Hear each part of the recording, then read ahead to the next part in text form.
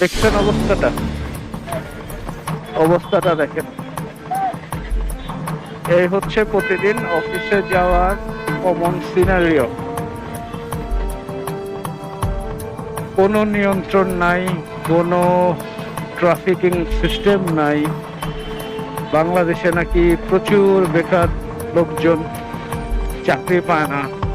তো আমি তো মূলত দেখি যে বাংলাদেশে চাকরি দেওয়ার পরে সিস্টেমেটিক্যালি নিয়োগ দেওয়া হলে বা এত পরিমাণ কাজের জায়গা আছে বাংলাদেশে যে এখানে নিয়োগ দিতে চাইলে আসলে বেকার তো থাকার কথা না, উল্টা দেখা যাচ্ছে যে আপনার উল্টো কি হতে পারে, উল্টো দেখা যাচ্ছে লোকজনের সংকট তৈরি হতে পারে। দেশের বাইরে থেকে শ্রমিক এনে কাজ করানো লাগতে পারে, কিন্তু তারপরে ইচ্ছা করে পলিটিক্যাল বা নানা রকম ইস্যু জিয়ে রাখার জন্য এই ধরনের বেকারত্ব বা এই ধরনের কাজকাম এগুলো আসলে বাংলাদেশে জিয়ে রাখা হয় সমস্যাগুলোকে, যাতে নানা রকম রাজনৈতিক বা সামাজিক বিভিন্ন ধরনের ফায়দা তারা নিতে পারে।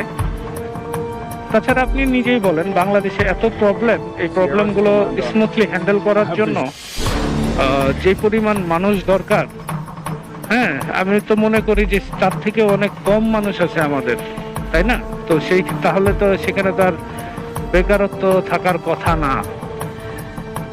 ইন জেনারেলি আপনার বাজার পরিস্থিতি থেকে শুরু করে এভরিথিং, এই যে রাস্তাঘাটে ট্রাফিক নিয়ন্ত্রণ, এত মানুষের নিয়োগ এখানে দেওয়া সম্ভব সবকিছুকে স্মুথ রানিং করার জন্য।